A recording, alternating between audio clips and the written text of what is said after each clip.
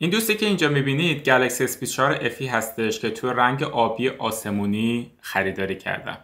امروز میخوایم گلکسی S24 FE رو با همدیگه بررسی کنیم، ولی در عین حال گلکسی S24 FE رو با A55 و گلکسی S24 عادی هم مقایسه میکنیم. اول بیایم در مورد طراحیش صحبت کنیم. این وسطی که میبینید گلکسی S24 FE هستش، سمت راستی گلکسی A55 و سمت چپی S24 عادی هستش. همونطور که میبینید گلکسی S24 FE از نظر اندازه‌ای کاملا هم اندازه A55. به نظرم گلکسی S24 FE یه نمه مثلا 1 میل بزرگتره، ولی کیس A55 که گذاشتم روی این کیسش به هم خورد. یعنی به نظرم تفاوتشون واقعا معنادار نیست. ولی از طرفی اگه بیایم با گلکسی S24 عادی مقایسش کنید، میبینید که اندازش خیلی بزرگتره. خب صفحه‌اش هم به تبع اون بزرگتر هستش. اگه بیایم به صفحه هر کدومشون نگاه کنید متوجه میشید که گلکسی S24 FE صفحه‌اش اندازه گلکسی A55 هستش و بزرگتر از گلکسی S24 هستش. یه مسئله که کلا تو اینترنت خیلی همه بهش گیر میدن مسئله حاشیه هاست. حالا من خودم شخصا اونقدی برام مهم نیست، ولی خب خیلی براشون مهمه و برای کسایی که این مسئله حاشیه اهمیت داره بگم که گلکسی S24 FE حاشیه هاش اندازه A55، ولی خب A55 قیمتش به مراتب کمتر از S24 FE هستش. مثلا براتون قیمت بدم، من گلکسی S24 FE رو با قیمت 800 یورو یا 750 یورو خریدم. این الان توی بازار 350 یورو، یعنی تقریبا قیمتش نصفه. ولی خب گلکسی S24 این مشکل رو نداره. یه مسئله که A55 حتی SD کارت داره، اینجا SD کارت میخوره، ولی اینجا فقط سیم کارت میخوره، ولی 2 تا سیم کارت میخوره. به جز این مسئله پشتش گلسه، جلوش هم که خب طبیعتا گلسه، ولی گلسش یه ذره رفلکت انجام میده. یعنی اینجوری مثلا بندازمش رو نور ببینید خیلی مات نیست. و در مقایسه مثلا S24 نگاه کنید، S24 یه ذره مات‌تره، این قشنگ رفلکشن انجام میده. دوربین هاش رو که از پشت نگاه کنید 3 تا دوربین داره. حالا دوباره میگم این گوشی با گلکسی S24 خیلی شبیه از نظر اسپک. یعنی شما 3 تا دوربین میگیرید، یه دوربین عادی میگیرید، یه دونه اولترا واید میگیرید، یه دونه دوربین تلفوتو میگیرید. ولی تفاوت عمده‌ای که هست اینه که تو مثلا A55 شما میایید 3 تا دوربین میگیرید، ولی یکی از این دوربینا دوربین ماکروه که بیشتر برای این گذاشتن که فقط خوشگل باشه و شبیه S24 و S24 پلاس باشه، که مثلا مردم حالا دلشون نسوزه که S24 FE ندارن، ولی اون ماکرو واقعا کار خاصی انجام نمیده. حالا بعداً عکس‌ها رو اینا رو بهتون نشون میدم. یه مسئله دیگه که گلکسی S24 FE در موردش هست اینه که اومده از چیپست اگزینوس 2400E استفاده کرده. اومده یه ذره کلاک ریت آورده پایین‌تر، ولی من تستایی که انجام دادم دوباره با هم دیگه می‌بینیم خیلی تفاوتی با گلکسی S24 عادی که اگزینوس 2400 داره نداره، ولی از طرفی از A55 که اگزینوس 1480 داره خیلی در واقع توی بنچمارک ها بهتر عمل میکنه. باتری اینا هم با هم دیگه میبینیم، ولی باتری 4700 دیه 300 میلی آمپر کمتر از A55، ولی 700 میلی آمپر از S24 بیشتر هستش که این هم کمک میکنه برای باتری که باتری بیشتر مصرفش حفظ بشه و بیشتر بمونه. این رو هم با هم دیگه تست میکنیم. مسئله دیگه که مهمه سرعت شارژ. سرعت شارژ همه اینا با هم دیگه یکی هستش، ولی S24 FE و S24 وایرلس چارجینگ دارن، ولی A55 نداره. البته وایرلس چارجینگشون خیلی سرعتش کمه، 15 وات بیشتر نیست. من کلا خیلی وایرلس چارجینگ خودم شخصا استفاده نمی‌کنم، ولی بعض وقتا میرم بیرون با خودم یه شارژر خیلی کوچیک 5000 میلی آمپری میارم که مثلا تست کنم و اینا. حالا لینکش رو تو بخش دسکریپشن میذارم. من یه تست باتری انجام دادم از این 3 تا که اومدم یه سری فیلم یوتیوب پخش کردم برای مدت 1 ساعت و 20 دقیقه و بعدش 30 دقیقه اومدم دوربین رو اجرا کردم. صفحه نمایش رو همه رو توی نور یکسان گذاشتم، همه رو روی 4G گذاشتم که در واقع به یک شبکه A1 اینجا بهش میگیم متصل باشن که همون همراه اول خودمونه A1 A1، و اومدم اینا رو تست کردم که ببینم که باتری کدوم بیشتر بعد این تست ها میمونه و کدوم دماش بیشتر میشه. در نهایت تست 79% برای S24 بود، 84% برای S24 FE و 82% برای A55. من کلا خیلی از باتری A55 راضیم. S24 FE یه نمه از این هم بهتره که خب خبر خیلی عالی هستش. از نظر دمای A55 بهترین دما رو نگه داشت. S24 FE یه نمه داغ شد ولی SP4 از همشون بیشتر داغ شد. یعنی که SP4 بیشتر داغ شد اینه که اندازه گوشی کوچیک‌تره. وقتی اندازه گوشی کوچیک‌تره دیگه خودتون میدونید استادید، ما قوانین ترمودینامیک داریم، وقتی یه چیزی کوچیکه این گرما یه جایی باید بره دیگه، اون میمونه اونجا. ولی SP4 FE گرما رو بهتر پخش میکنه در تمام بدنه و گرما راحت‌تر خارج میشه. همونطور که گفتم اگه بیاین به تمام این سه تا گوشی نگاه کنید میبینید که هر سه تا دوربین دارن، ولی این دوربینا با همدیگه یکسان نیستن و لنزهاشون متفاوته. مثلا لنز اولترا وایدی که روی A55 گذاشتن کیفیتش پایین‌تر از لنزی که روی S24 و S24 اولترا هستش. ببخشید روی S24 و S24 FE هستش. SP4 FE و S24 لنز اصلیشون هم یه نمه بهتره. لنز خود سامسونگ رو گذاشتن روی A55 یه سری از واحدا لنز سونی داره، یه سری از واحدا لنز خود سامسونگ رو داره، ولی از نظر عدد و ارقام لنزها یکی هستن، یعنی 50 مگاپیکسلی هستن، f1.8 هستن، ولی در واقعیت کیفیتی که اون لنز داره بیشتر از کیفیت لنزی هستش که روی A55 گذاشتن. نکته مهم اینه که دوربین سوم SP4 FE و SP4 تلفوتوه، یعنی اگه شما بخواید زوم کنید بیشتر میتونید زوم کنید، ولی روی A55 اومدن ماکرو گذاشتن. حالا تو عکس‌های واقعی چه تفاوتی اینا دارن؟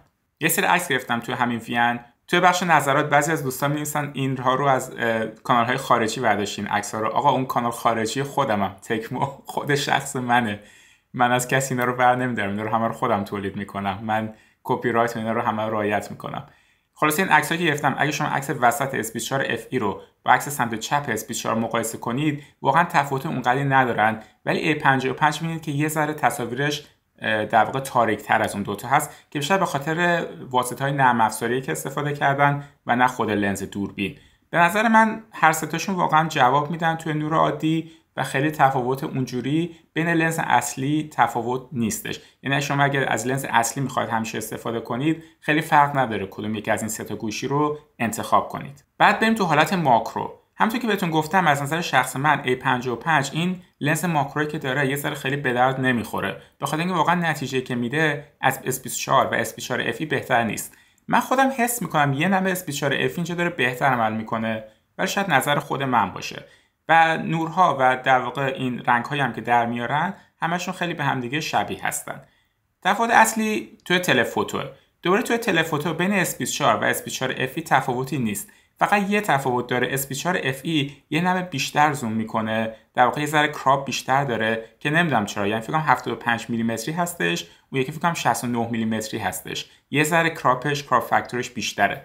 و 55 کلا نمیتونه زوم کنه، یعنی میتونه زوم کنه ها، ولی خب لنز تلفوتو نداره، در واقع میاد دیجیتال کراپ انجام میده، عکس رو در واقع برای شما برش میده، همون عکسی که با لنز اصلی گرفتید. و خب یه سری شرایطی هست، مثلا شما وقتی میخواید از یه پرنده عکس بگیرید این خیلی جواب نمیده و خب SP4 و SP4 FE عکس خیلی بهتری میگیرن. مسئله بعدی دوربین سلفی هستش. دوربین سلفیشون خیلی با هم دیگه فرق داره. 12 مگاپیکسلی روی SP4، 10 مگاپیکسلی روی SP4 FE و A55 هم کلا دوربین سلفیش خوب نیست و یه ذره پرت و پلاست و عکس‌های خیلی سافتی اصطلاحاً ایجاد میکنه، یعنی خیلی اون شارپنس رو نداره، اون تیزی و برندگی که عکس‌های سلفی فلگشیپ ها یا پرچم‌دار رو تولید میکنن نداره. SP4 FE مثلا قابل قبوله، ولی خب SP4 از همشون عکسی که برای سلفی و ویدیویی که برای سلفی تولید میکنه بهتره. در نهایت برسیم به بخش ویدیوهایی که میگیرن. A55 دوباره میبینید توی اولترا واید یه ذره کیفیتش از اون دو تا دیگه کمتره، داینامیک رنج اصطلاحاً کمتری داره. روی لنز اصلی که میرید خیلی تفاوت‌ها اونقدی مشهود نیست بین این سه تا، همونطور که توضیح دادم یه ذره لنزاشون شبیه به هم هستش. روی تلفوتو هم که خب مشخصه، زوم 3 برابری که میکنید که خب مشخصاً SP4 و SP4 FE بهتر ویدیو میگیرن، ولی خیلی مشخص نیست. زوم 10 برابری که میرید دیگه مشخص هم بیشتر میشه که SP4 و SP4 FE که خیلی هم شبیه هم هستن کیفیت خیلی بالاتری دارن نسبت به A55. یه کار دیگه که کردم اومدم یه سری بنچمارک روش انجام دادم. بنچمارک هایی که انجام دادم انتوتو بود و بنچمارک 3D مارک.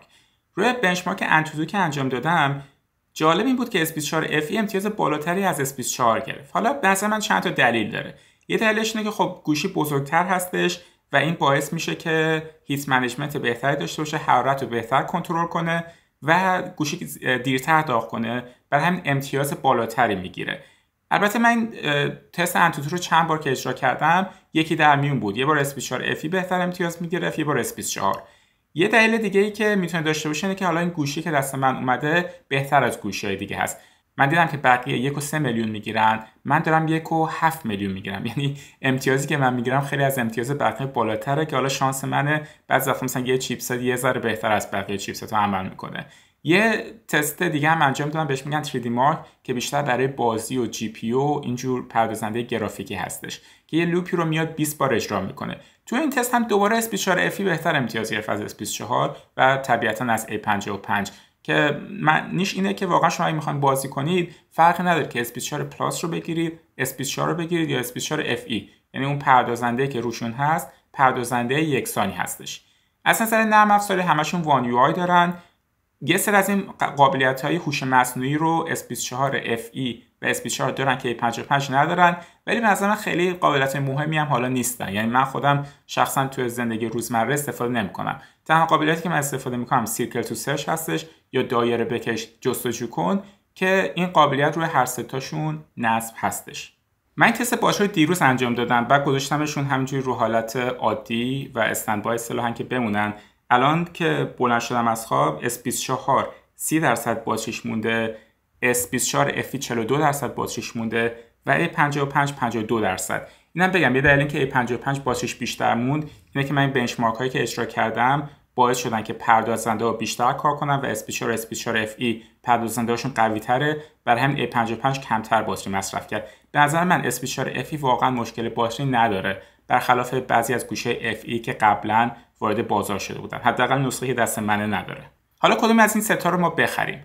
به نظر من S24 اولترا از همشون بهتره. اگه پولتون میرسه و قیمتش مناسبه S24 اولترا بهتره، اسنپ دراگون داره و خب اسپن داره، قیمتش هم کمتر افت میکنه بعدن که میخواد بفروشید. S24 FE گوشه واقعا مناسبی هستش، من واقعا مشکلی باش ندیدم. چند تا مسئله داره نسبت به S24 پلاس. یکی اینکه حاشیه‌اش یه ذره بیشتره، شما ببین با این حاشیه‌اش میتونین کنار بیاد یا نه. فینگرپرینت اسکنرش هم اثر انگشتش یه ذره سرعتش کمتر از S24 عادی هستش. صفحه نمایشش LTPO نیستش و همین. به نظرم همین. چیز دیگه به نظر نمیرسه. دوربینش همونه، پردازندش همونه، کیفیت بدنش همونه و گوشی خوبیه. یعنی من واقعا راضی ام از این گوشی. همین 3-4 تا ترید آفو داره. اگه با این ترید آفا مشکلی ندارید S24 FE گوشی خوبی هست. A55 به نظر من یه گوشی فوق العاده است. من A55 رو به همه معرفی میکنم. اگر کسی هستین که خب میخواین یه ذره پول کمتری خرج کنید و برای حالا خودتون یا برای خانواده میخواین بخرید، A55 یه گوشی خیلی فوق العاده است. گرم نمیشه، داغ نمیکنه، باتریش مناسبه، عکسای خوبی میگیره، مخصوصا با لنز اصلی. یه سری حالا مشکلاتی داره، مثلا دوربین سلفیش اونقدی عالی نیست، ولی من واقعا راضی ام از A55. من اتفاقا گوشی خود من، گوشی که سر کار بهم داده A54، ولی A55 خیلی بهتره از A54 از نظر شخص من. خلاصه این سه تا گوشی همشون در واقع نقاط قوت و ضعف خودشونو دارن. ببینید که خب از نظر قیمتی کدوم مناسب تره برای خودتون و انتخاب مناسب رو انجام بدید. تو بخش نظرات بنویسید که نظر شما در مورد این گوشی چیه. مرسی که با من همراه بودید. تو ویدیوهای بعدی میبینمتون.